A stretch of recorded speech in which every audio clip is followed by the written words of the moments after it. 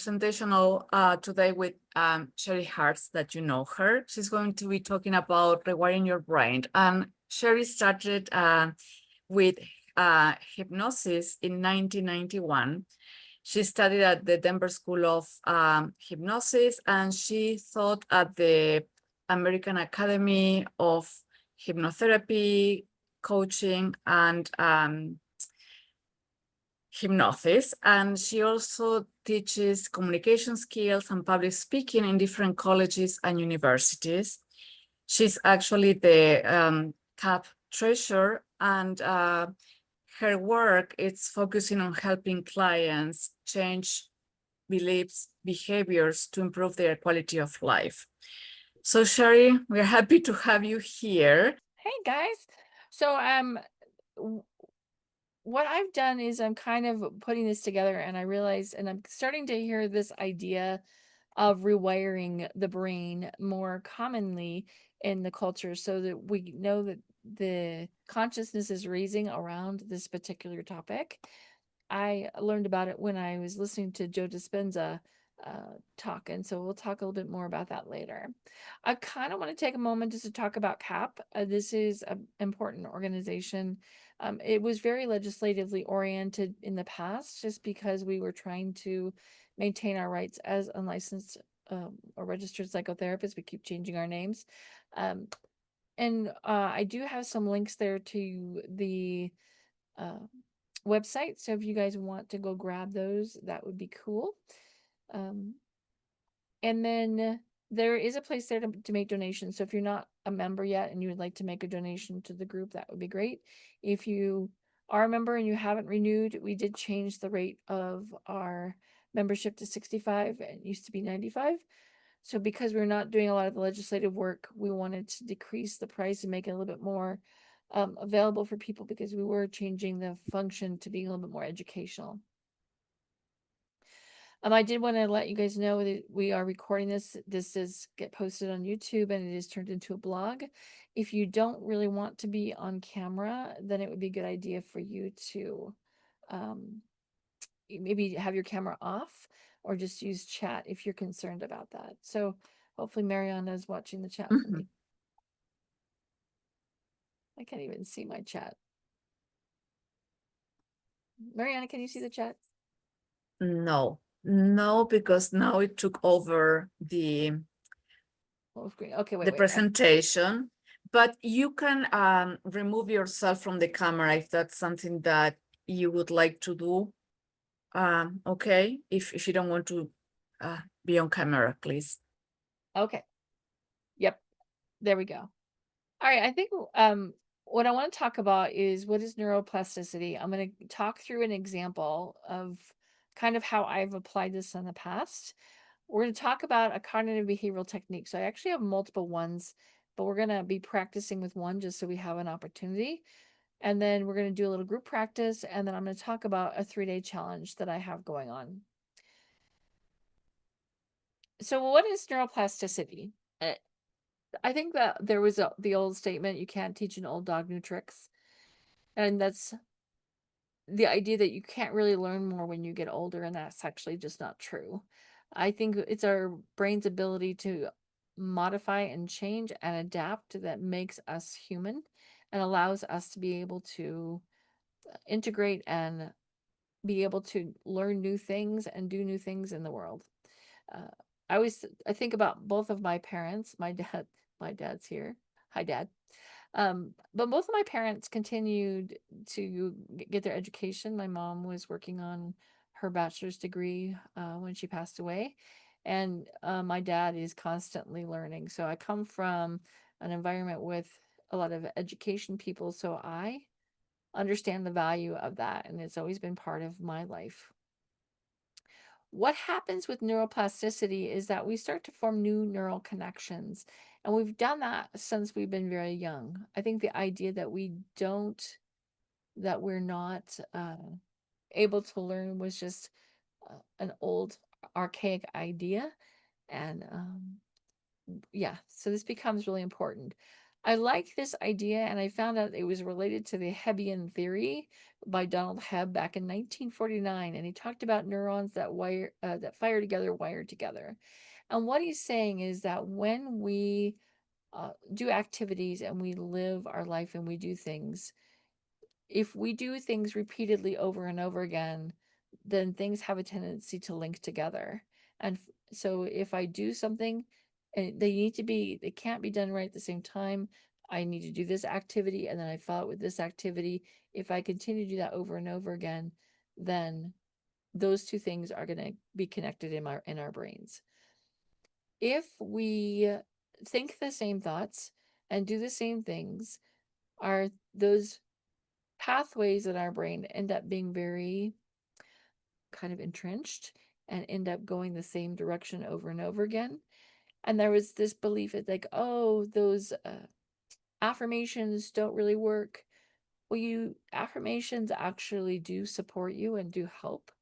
What happens is we need to create new pathways, and it is kind of fighting against the stream, the current of the stream, because we've been going the same direction over and over again. And if you're going to create a new link or a new pathway, you're going to have to do a little bit of work to get it to go in a different way. So the brain actually you can create new connections and new pathways. The blood, the energy, all that stuff has to flow a different way. And as you start to do that, that other pathway, if it's not being fed anymore, will start to die off. So if you have some negative thoughts, you have negative beliefs, things that you need to shift and change, you can do that, but you have to be a little bit intentional about how you get it done. So I use a lot of cognitive behavioral stuff in order to make those changes. I use a lot of repetition in order to make those changes. As a hypnotist, I can tell you that a lot of times when we make changes, they can be very, very fast. But what I'm doing here is we're really working and focusing on making shifts and changes to help support people in making and creating positive changes in their life. So, how does neuroplasticity happen? It happens because of our learning and experiences. I think too of physical changes. If when you have damage to certain parts of the brain, someone might have a stroke or they have something that happens in their brain, the brain's able to adapt and change and find new pathways in order to make those shifts. So it's really interesting to see how the brain's going to function. The back of our brain, actually, I have my little brain model here. The back of our brain is called the occipital lobe, back here in the back. So back here where the brainstem is. Back here in the back of our brain, this is called the occipital lobe, and it's associated with the eyesight. But what they found out is that when people are blind, one might think, oh, that part of the brain just isn't used, but that's actually not true. What happens is that that part of the brain is mapped on with other things that are related. Turns out the tongue is one of the areas that the occipital lobe will actually remap onto and be used for a different purpose. So we have all kinds of examples of how our brains function. So if someone has a stroke, they might have to learn another way of doing something because the way that they did it over and over again is damaged. But you can teach the brain to learn to do that behavior again. It's just going to have to learn a new pathway to get it done. So our brain is constantly learning and adapting and giving us the opportunity to make those shifts. Uh, Environment and lifestyle will also make those changes for us as well. If we happen to be in an environment where there's lots of stimulation and lots of information and lots of learning, then we're probably going to be engaged and our brain's going to be constantly shifting and changing and creating new pathways. Mindfulness, and that's supposed to be meditation and not medication. But maybe medication might make those changes to the neuroplasticity as well. But I was actually thinking of meditation. I think it might have done a little spell correct for me. And just daily practices. And I love this idea of the growth mindset. So there's a woman named Carol Dweck. And as a teacher, I became really fascinated in listening to her process But Carol Dweck is known for this idea of growth versus fixed mindset.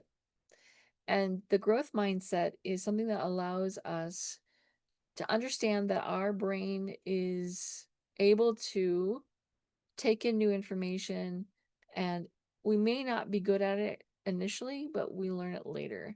I love the example of when a child is learning to walk. People don't go, oh, you know what? You're just not going to be a walker, kid. You keep getting up and you keep falling down, and clearly you're just not going to be a walker. But what we know is that that kid keeps trying and trying and trying until they get it right, because most of the things that we're going to have to do to get better at life is we're going to have to practice and get it in order for us to be better at it. So the growth mindset is this idea that we're able to manage and learn new information. In an education environment, a lot of students will say, I'm just not good at math. Math is just not my thing.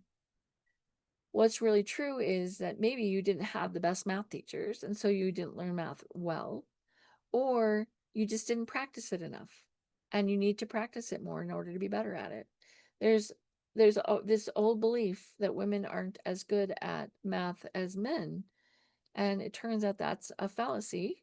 It's not true. They've done research on it, and they've done a lot of interesting research where they tried different combinations, where they told students, hey, we've modified this test for women so that you guys will have a slightly different test, but it's modified just to fit you, and they don't give them anything different. They give them the exact same test that they give the guys.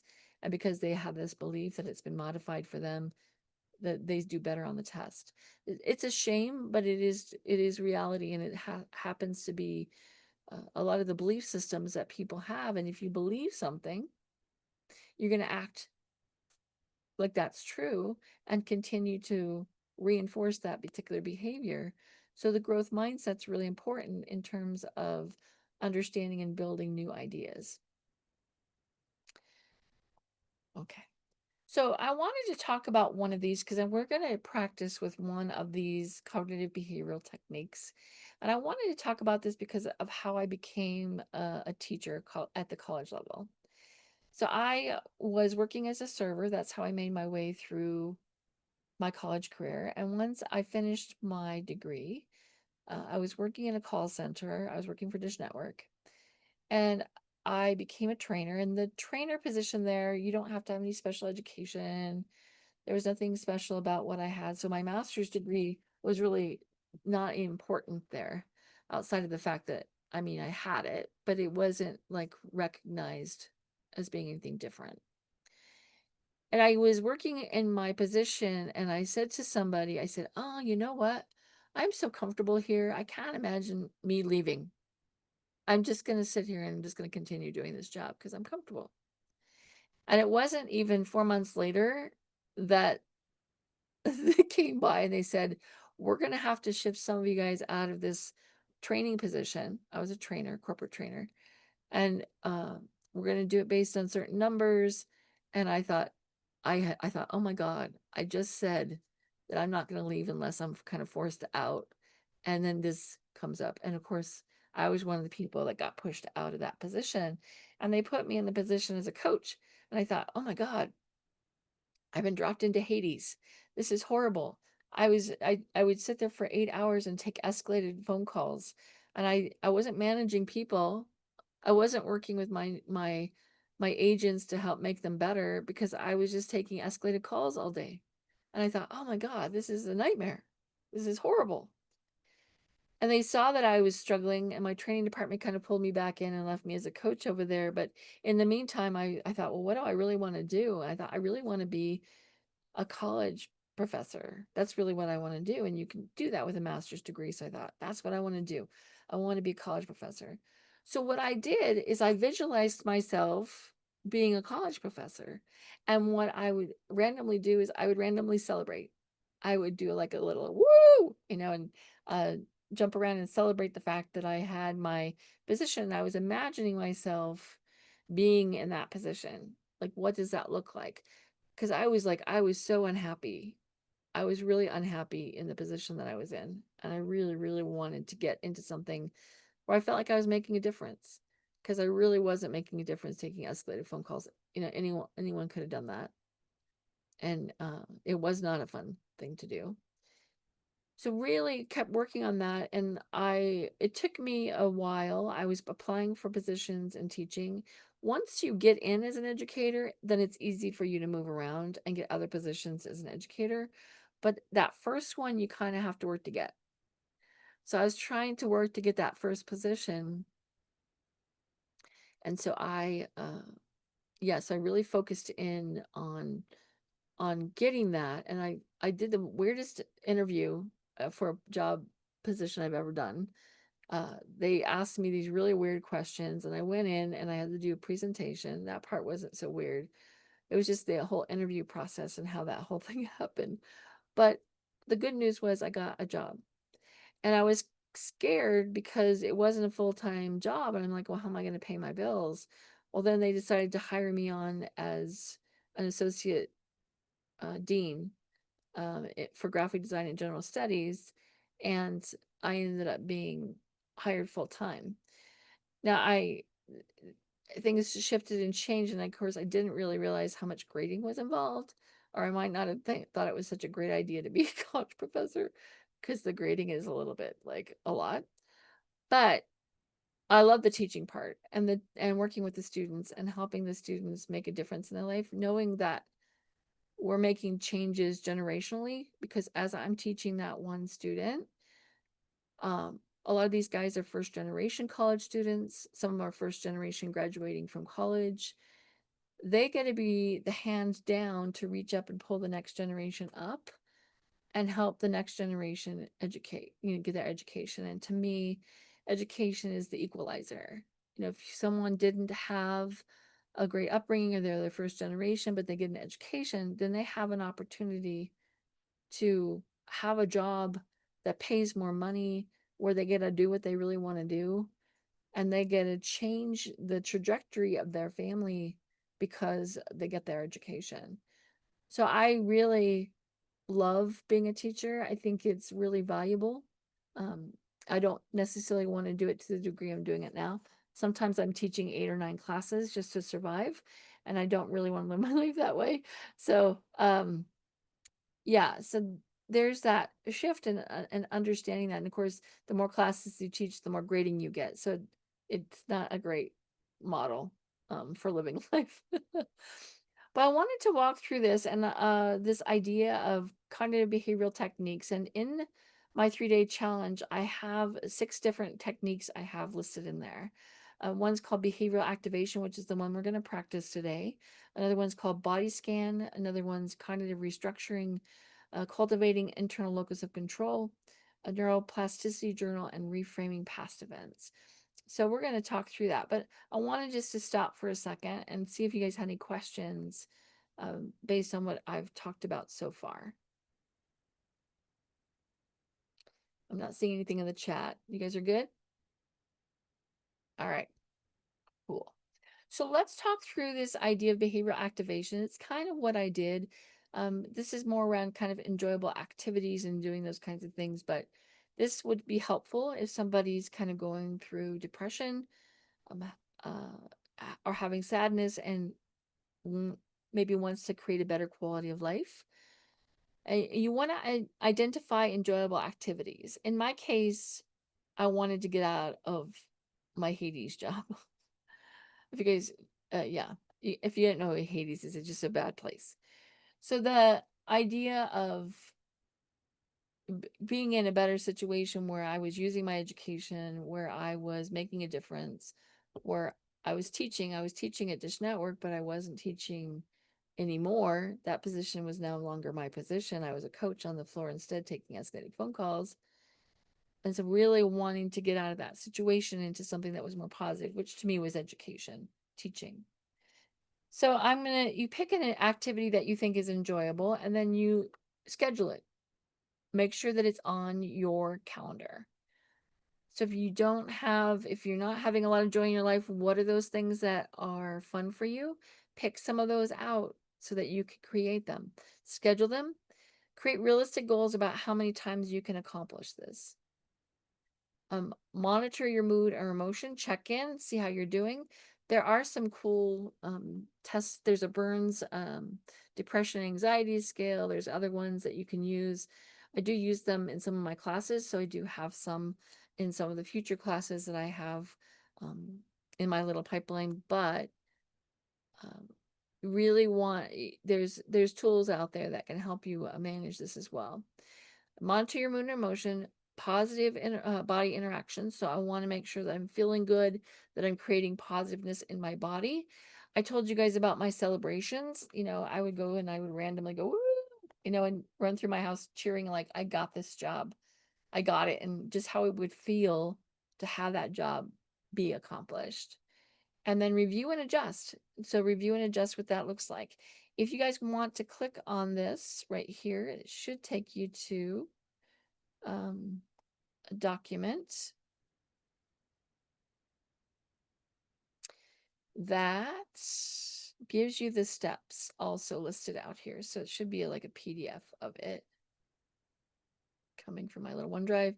So there's your behavioral activation steps. It's giving you a little bit more detail under each one of those. So you guys are welcome to grab that. And I want to give you guys a chance to practice this. And then if you guys click right here on this previous slide, I'm not sure, I think this is like slide 9. Right there is the overview of the steps, and it will give you this detailed version of it right here. And I just want you guys to talk it through. Figure out what might be the enjoyable activity.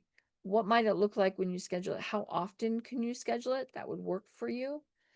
And then how would you check in with your emotions? How would you check in with how you feel? Do you look at yourself on a daily basis and say, how am I feeling today on a scale of 1 to 10? I'm at an 8. Can I take that up to a 9? Or I'm at a 6. Can I take that up to a 7? And then check in with your body, maybe celebrate, feel good, enjoy that, and figure out what it might look like to adjust, or what areas that you might feel like you might need to adjust. You guys got that piece? Okay. So what I'd like to do is put you guys into a couple of breakout rooms and give you an opportunity to chat. If you don't feel comfortable going into the breakout rooms, that's okay. You can just stay with me. How did it go? It went good. Where's David? There he is. Okay. So would you, so we were talking in here about some, okay, am I sharing? Okay. About dancing. What did you guys come up with? Well, David was talking. Let's let him talk for a minute. Where is he? I don't see him. I can see him. He's there. Oh. Let's see. I'm sorry. I don't hear very well. So, I mean, it's hard for me to, what, what did you ask and what did you respond, Bridget? I was just saying you were talking more about reflecting. I thought you might want to go ahead and discuss that. Sorry. Oh, okay. I don't want to So scream. David, she was asking you to share what you learned. So was there something in particular that was sticking out for you That's in good. terms of what the discussion that you two had? Well, I think Bridget asked,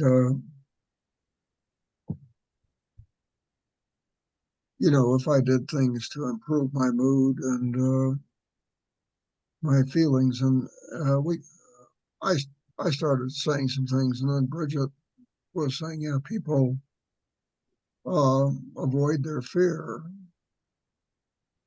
And then I was asking Bridget, how do you help people face their fear? She was saying that because I think that, well, for myself, you talk about neuroplasticity. I worked through an issue in my life, and I felt like I gained 25% more, mental capacity just like that. I mean, I no longer had all of this conflict working in the background to make me feel like I was okay.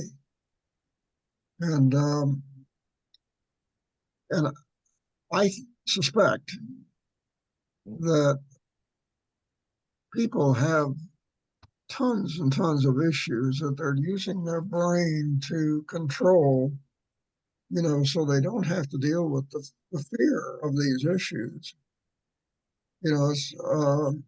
It's belief systems, it's all kinds of things that I do to feel safe rather than dealing with the fear. And I, from my own experience,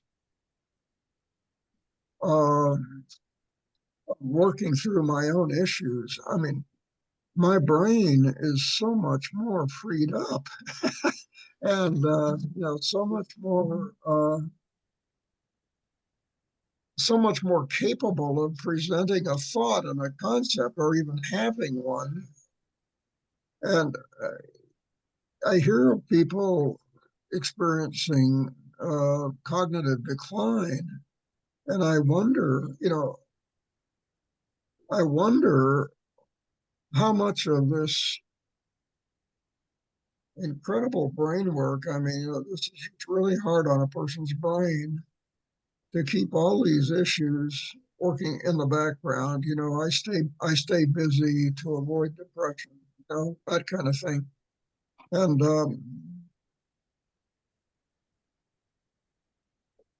yeah, I mean, I think it causes stroke. I just,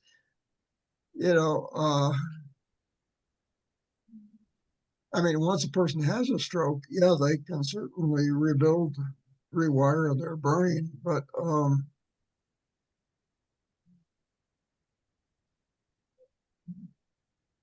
the real problem is not rewiring your brain, it's dealing with your fear, I think. At least I see that as a huge part of the problem. And I think fear is probably a big motivator for a lot of people in a lot of situations, because the idea of not knowing what's coming, just being, and we liked our comforts. I mean, I know I do. I like to be comfortable, and I don't necessarily want to have to step outside of what feels safe to me. So I definitely understand. Yeah. I like the exercise. I just wanted to let you know. Okay. These are things I enjoy doing. So, yeah. And it makes you stop and think and schedule, which is important to stay on track. So, yes, I love it. And Being intentional. yes, yeah, we think we can do it in our head all the time, and we can't. We need to put it out on a schedule, and I like that. Yes, thank you. Yeah, I think it's a fun one.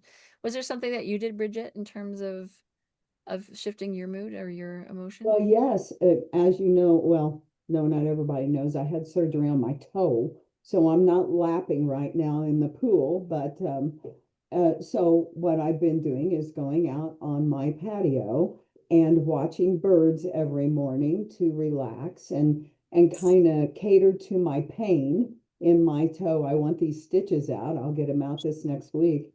Ah, So yeah, I was out this morning breathing and doing a little meditation, and I've got these beautiful blue birds that come around all the time, blue and pink. And I've never seen these colored birds, but they're beautiful. So I'm just taking it in, and that's what I was sharing with David. The just going outside, breathing just changes the mood immensely. So it helps me to get on with my day. So I've been doing that every morning since I had this little surgery, and it makes it much better. yeah, So I yeah, went through no, your activity and it was good. how about, yeah, go ahead, Sharon. I was just going to mention, Mariana mentioned dancing. So Mariana, would you mind Yeah. talking about? Great. Yes, I meditate every morning, but that helps me set up my day. But the joy of dancing alone or my husband, it doesn't matter. I realize that every time I do it, I love it, but I don't do it as often. So I'm thinking that I'm going to do it every day, even if it's 15 minutes, doesn't have to be more, because that was part of my life. I went to the School of Ballet, contemporary dance school. So I did a lot of that parallel to psychology. But it's something that brings me joy, and I know it immediately when I start listening to the music and moving. But I need to do it daily. That's my commitment now. Absolutely. Absolutely. And figuring out what that looks like. Yeah. Good. So I wanted to just kind of talk you guys through my challenge and what I have. These are the things I'm covering. Day 1 is why reconnecting to the brain is important. And day 2 is about neuroplasticity. And day 3 is about the process of rewiring. So the process of rewiring goes along with these cognitive behavioral aspects. So this is just one of them. I have 6 of them included in that one, so people can pick one that's going to work for them and practice that, and try maybe a different one every week or something, so that they get a chance to try some different techniques that might shift their mood or help make some new connections in the brain in terms of how that functions. And so I have a self-directed part that anyone can participate in for free. I do have a group one that's normally $49, but if you guys are interested in participating, you can use the half cap. I thought that was funny because I heard a half cap, half fiend, half cap. Oh, I need to check that, make sure that's active too, by the way. And that is available for half price. And then there's the link down there at the bottom to participate in that. And it has a community. I'm still working on that. This is a pretty new class for me, so I don't have a lot of this stuff built up, but the course is already there, so that part's already available. And then these are the dates that I'm going to be doing the group piece for. It's kind of hard to figure out. Just trying to figure out the best way of getting that into the calendar so people would get the calendar stuff for it. And it's a little hard to see, and you're supposed to choose 3 days in a row. But these are the ones that I have available in there right now in terms of dates and times for people to participate in them. Did you guys have any other questions for me on any of this information? So what at these training events will be? Can you give us an idea of what those will be like? Pretty much like what we did today.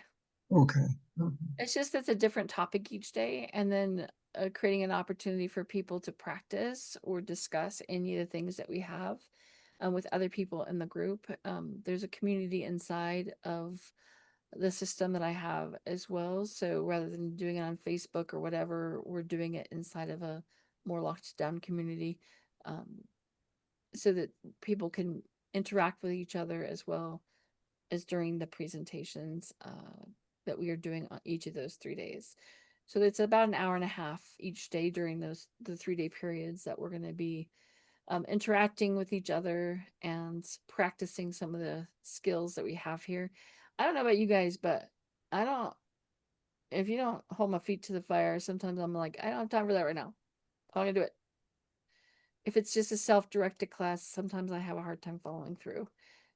So that's why I think this is a little bit more empowering, because people are more likely to follow through and do these and do things if you have a specific time and date and meeting and expectation and group support and all that stuff.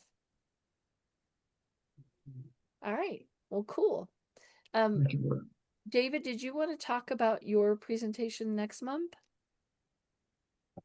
Thank you, Sherry. I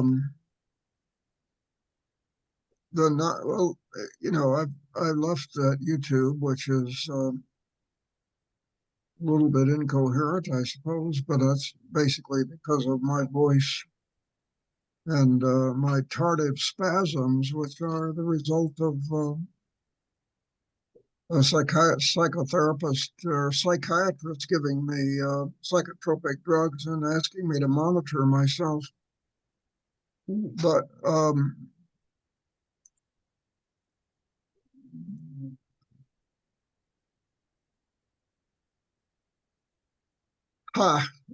Basically, the idea is that if we don't react to the things that we normally react to, I mean, reactions are pretty much unconscious, but there's fallout from our reactions, which we have the opportunity when we do react to become aware that we just reacted, and that can add to our awareness of how, what we're doing in the world and how we're doing it and what's motivating us. And as we become increasingly aware, and then if we allow that fallout rather than apologizing, we start reacting a little bit less. And by reacting less, we stop reinforcing all of the conditioning that's associated with our reaction. So we actually, we're dissolving unconscious conditioning. I mean, it just can't get any better than that. Of course, the problem with not reacting is you have to feel the feelings that you were reacting against. And some of those are pretty scary. So I think a lot of this approach that I'm talking about requires some hand-holding, and it requires counselors and therapists who have explored their dark side rather deeply so that they're not intimidated by the reactions of the people they're talking to. But there's what's neat about this too is as I react less, my perceptions change, my relationship to life changes, and I begin moving out of my box. I didn't even know I was in a box, but all of this conditioning and trauma that has been passed down from the beginning of time has created a box that kind of holds me in. Society keeps me in a box too, that I've just gotten used to being in. And all these hoops that basically keep me down, it's like you didn't jump through that hoop, you didn't jump through that hoop. And you become more conscious, more aware of these hoops. And at a certain, the more present I think a person becomes, the more they reach a point where they say, this me cannot do this anymore. A friend said, "You want to play chess?" And I said, "Boy, I haven't played chess in years." "Yeah, let's play chess." We set up the pieces, and he was just so, competitive. And I just realized I don't want to do this to my brain. I do not want to put my brain through this. I said, I apologize. I don't want to play chess. Never mind. And, that's just kind of an example of the awareness that comes to one when they're present. And you become present by noticing that you're not present. You can't become present by trying to be present because you're not there yet. So anyway, that's all these dimensions are actually examples of stepping out of the box. You step out of the box of not being present. You step out of the box of not of facing your fear, of being controlled by fear, and on and on and on. And I think it's what society needs right now, so that we don't get manipulated. I was watching the TV at 9/11, and I could see this TV screen pointed at the Twin Towers. And I thought, well, that's kind of curious. Why is the TV pointed at the Twin Towers? And then a plane flies right into the middle of the TV screen. I thought, well, that's really, really thoughtful of whoever set up that TV camera to catch the plane before as it crashed into the Twin Tower. And I just said, this is an inside job. And I just sat down. I mean, it just was like a real kick in the gut. I mean, it was instant. So anyway, I think humans are largely unconscious. And as we become more conscious, then our society will begin to take on some kind of meaningful shape rather than simply being scattered like a bunch of chickens in a cage-free farm. It's like, anyway, Yeah. I thank you. I appreciate that. Sure. And David's book's called Inner Space Traveler. So that's the one that he's just recently written. So pretty exciting stuff. Thank you. All right. So I think that takes care of what we have today. If you guys have any other questions, please feel free to reach out to me. Let me go ahead and just put my I'm going to put my regular email in here in the chat. Thank you, Sherry, for sharing with us all your knowledge. Absolutely, absolutely. I hope that we got another tool you guys can put in your toolbox. Thanks. Thank you. Very Thank you, beneficial. Sherry. All right. Thanks Yeah, for the training. absolutely. Thank you. Okay.